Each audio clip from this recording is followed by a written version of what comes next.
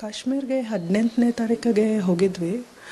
Am, ಬೇರೆ ಜಾಗದಲ್ಲೆಲ್ಲ ಸುತ್ತಬಿಟ್ಟು ಕೊನೆ ದಿನ ಪಹಲ್ಗಾಮ್ಗೆ ಹೋಗೋದಿತ್ತು. ಅದು 22ನೇ ತಾರೀಕು. ಸೊ ಶ್ರೀನಗರ್ಗೆ ಬಂದು ಪಹಲ್ಗಾಮ್ಗೆ ಬೆಳಗ್ಗೆ ಹೋದ್ವಿ. ಅಲ್ಲಿ ರೀಚ್ ಆಗಿದ್ದು ಒಂದು 11:30 ಆಗಿರ್ಬೋದು. ಮೇಲ್ಗಡೆ ಬೈಸರನ್ ಅಂತ ಒಂದು ದೊಡ್ಡ ಮೈದಾನ, ಸುತ್ತಲೂ ಪೈನ್ ಟ್ರೀಸ್ ಇರುತ್ತೆ. ಅದು ಚಿಕ್ಕ ಸ್ವಿಟ್ಜರ್ಲ್ಯಾಂಡ್ ಆಫ್ ಇಂಡಿಯಾ ಅಂತ. ಅದು ನೋಡೋಕ್ಕೆ ಹೋಗಬೇಕಂದ್ರೆ ಇದು ಕುದುರೆ ಸವಾರಿನಲ್ಲಿ ಹೋಗಬೇಕು. ಅದೇ ಒಂದು ಆಲ್ಮೋಸ್ಟ್ ಒಂದು 3-4 ಕಿಲೋಮೀಟರ್ ತುಂಬ ದೂರ ಆಯಿತು ಮೇಲ್ಗಡೆ ಹೋಗೋದಕ್ಕೆ. ಅಲ್ಲಿ ಮೇಲೆ ಹೋಗಿ ಮೈದಾನ ರೀಚ್ ಆಗಿದ ನಂತರ ಆಟಾಡ್ತಾ ಇದ್ವಿ. ಮಗುನೂ ಇದ್ದ ಅಲ್ಲ, ಸೊ ಫೋಟೋಸ್ ಎಲ್ಲ ತಕ್ಕೊಂಡು ಆಟಾಡ್ತಾ ಇದ್ವಿ. ಮೈದಾನ ಮಧ್ಯದಲ್ಲಿ ಕೆಲವು ಟೆಂಟ್ಸ್ ಇತ್ತು. ಅಲ್ಲಿ ಟೆಂಟ್ಸಲ್ಲಿ ಕಾಶ್ಮೀರಿ ಇದು ಕಾಸ್ಟ್ಯೂಮ್ಸ್ ಎಲ್ಲ ಹಾಕಿ ಫೋಟೋ ತೆಗಿಯೋ ಥರ ಟೆಂಟ್ಸ್ ಇತ್ತು.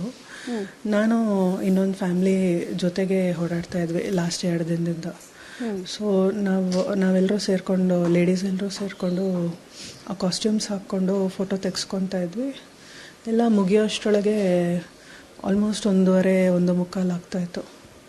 ಟೈಮ್ ಆಯ್ತಲ್ವಾ, ಊಟಕ್ಕೆ ಹೋಗಬೇಕು ಅಂತ, ಇನ್ನೂ ಕೆಳಗಡೆ ಹೋಗೋ ದಾರಿ ತುಂಬ ದೂರ ಇದೆ ಅಂತ ತಿರುಗ್ತಿರೋವಾಗ ಶಬ್ದಗಳು ಕೇಳಿಸ್ತು. ಫುಲ್ ಒಳ್ಳೆ ಇನಿಷಿಯಲಿ ಪಟಾಕಿ ಹೊಡೆದಂಗೆ ಶಬ್ದ ಕೇಳಿಸ್ತು. ನಾವೇನೋ ಅಲ್ಲಿ ಪಕ್ಷಿಗಳನ್ನು ಓಡಿಸ್ಬೇಕಂತನೋ ಇಲ್ಲ ವೈಲ್ಡ್ ಆ್ಯನಿಮಲ್ಸ್ನ ಏನಾರು ಬಂದಿದ್ರೆ ಓಡಿಸ್ಬೇಕಂತ ಮಾಡಿದ್ರಂತ ಅಂದ್ಕೊಂಡ್ವಿ. ಬಟ್ ಹತ್ರ ಜಾಸ್ತಿ ಆಗ್ತಾಯಿತ್ತು. ಆಮೇಲೆ ಗೊತ್ತಾಯಿತು ಇದೇನೋ ಅಟ್ಯಾಕ್ ಆಗ್ತಾ ಇದೆ ಅಂತ. ಅಲ್ಲಿ ಹತ್ರದಲ್ಲಿದ್ದ ಟೆಂಟ್ಸ್ ಹಿಂದ್ಗಡೆನೇ ನಾವು ಬಚ್ಚಿಟ್ಕೊತಾ ಇದ್ವಿ. ಇನ್ನೊಬ್ಬರು ಕುಟುಂಬದವರು, ನಾನು ನನ್ನ ಮಗುನ ಇಟ್ಕೊಂಡಿದ್ದೆ. ನನ್ನ ಪಕ್ಕದಲ್ಲೇ ನಮ್ಮ ಹಸ್ಬೆಂಡ್ ಭೂಷಣ್ ಭವನು ಇದ್ದರು. ಸೊ ಹಿಂದ್ಗಡೆ ಬಚ್ಚಿಟ್ಕೊಂಡಿದ್ದಾಗ ಅಲ್ಲಿ ಹಿಂಭಾಗದಿಂದ ಒಬ್ಬ ಬರ್ತಾ ಇದ್ದ ಗನ್ ಇಟ್ಕೊಂಡು. ಅವನು ಇದ್ದಿದ್ದ ಟೆಂಟ್ ಸ್ವಲ್ಪ ದೂರದಲ್ಲಿ, ಒಂದು ಮೇ ಬಿ 100 ಫೀಟ್ ದೂರದಲ್ಲಿ ಇನ್ನೊಂದು ಟೆಂಟ್ ಇತ್ತು. ಅಲ್ಲಿನೂ ಜನರು they were covering themselves. So ಅಲ್ಲಿಗೆ ಬಂದು ಒಬ್ಬನ್ನ ಮಾತಾಡಿಸ್ತಾ ಇದ್ದ. ಏನಂತ ಕೇಳಿಸ್ಲಿಲ್ಲ ನನಗೆ. ಭಯದಲ್ಲಿ ನೋಡ್ತಾ ಇದ್ದೆ, ಏನಂತ ಕೇಳಿಸ್ತಾ ಇರಲಿಲ್ಲ. ಆ ಮನುಷ್ಯ ಏನು ಮಾತಾಡಿದ್ನೋ, ಇನ್ನೊಬ್ಬರನ್ನ ಒದ್ದಿ ಕೆಳಗಡೆ ನೂಕಿ ಶೂಟ್ ಮಾಡ್ದ. ತುಂಬ ಸಲ ಶೂಟ್ ಮಾಡ್ದ. ಅದೇ ಥರ ಇನ್ನಿಬ್ಬರನ್ನ ಮಾಡ್ತಾ ಇದ್ದ. ಆಮೇಲೆ ನಮ್ಮ ಟೆಂಟ್ ಹತ್ರ ಬಂದ. ಅವಾಗ ಕೇಳಿಸ್ತು.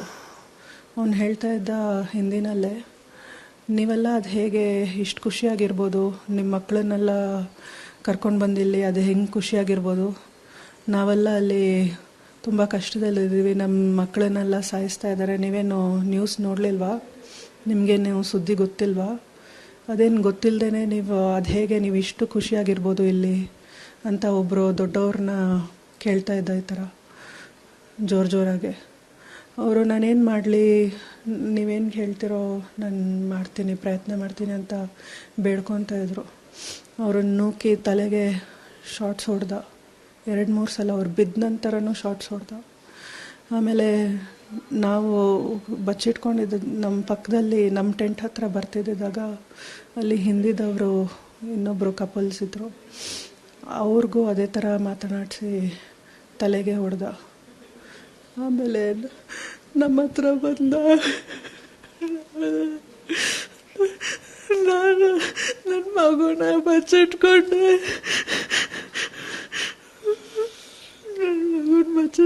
ನನ್ನ ಪಕ್ಕದಲ್ಲೇ ಭೂಷಣ್ ಬಾಬು ಇದ್ರು.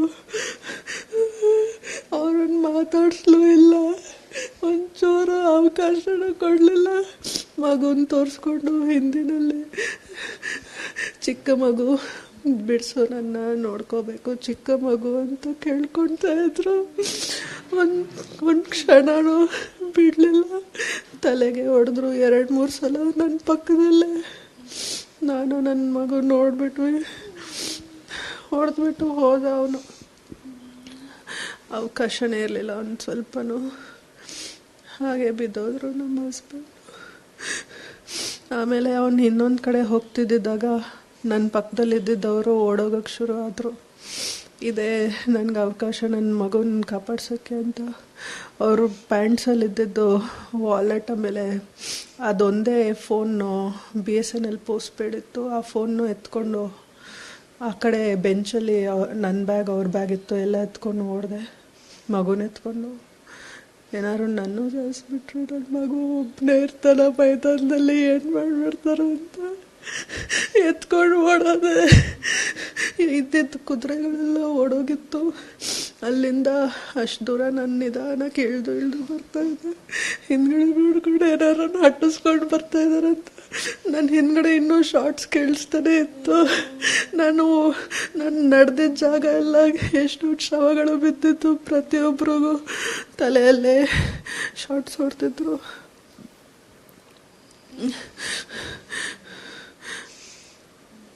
ನಿಧಾನಾಗಿ ನನ್ನ ಮಗನ ಕರ್ಕೊಂಡು ಕೆಳಗಡೆ ಬರ್ತಿದ್ದಾಗ ಎಷ್ಟೊಂದು ಜನರು ಅವ್ರವ್ರ ಕುಟುಂಬದವರು ದೊಡ್ಡವ್ರನ್ನೆಲ್ಲ ಕರ್ಕೊಂಡು ನಿಧಾನಕ್ಕೆ ಬರ್ತಾಯಿದ್ರು. ಆವಾಗ ಆಲ್ಮೋಸ್ಟ್ ಒಂದು ಮುಕ್ಕಾಲು ದಾರಿನಲ್ಲಿ ಕುದುರೆಗಳು ಸ್ವಲ್ಪ ಇತ್ತು. ಅದರ ಮೇಲೆ ನಾನು ನನ್ನ ಮಗು ಕುತ್ಕೊಂಡು ಕೆಳಗಡೆ ಬಂದ್ವಿ. CRPF ಒಂದು ಮೆಸ್ ಸ್ಟೇಷನ್ ಇತ್ತು. ಅಲ್ಲಿ ನಾವು ಆಚೆ ಸೇರಿ ಎಲ್ಲರೂ ಗುಂಪು ಸೇರ್ಕೊಂಡು ಕೂತ್ಕೊಂಡಿದ್ವಿ. ನನ್ನ ಜೊತೆ ಹಲವಾರು ಸೌತ್ ಇಂಡಿಯನ್ಸೇ, ಬೆಂಗಳೂರದವರೇ ಇದ್ದರು. ಸೊ ಆಮೇಲೆ ಅಷ್ಟರೊಳಗೆ ಮೋಷನ್ ಬಾಬಾ ಫೋನಲ್ಲಿ ಆಲ್ಮೋಸ್ಟ್ ಬ್ಯಾಟ್ರಿ ಕಡಿಮೆ ಆಗಿತ್ತು.